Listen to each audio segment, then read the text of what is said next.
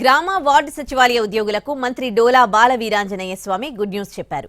ఎవరిని తొలగించబోమన్నారు. సచివాలయ ఉద్యోగులను ఏబీసీ కేటగిరీలకు హేతుబద్ధీకరణ చేయాలని నిర్ణయించినట్లు తెలిపారు. సీనియర్ అధికారులతో కమిటీ వేసి సర్వీస్ నిబంధనలను రూపొందిస్తామన్నారు.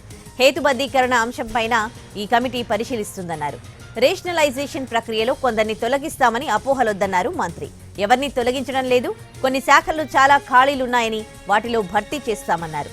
మహిళా పోలీసుల విషయంలోనూ నిర్ణయం తీసుకుంటామన్నారు.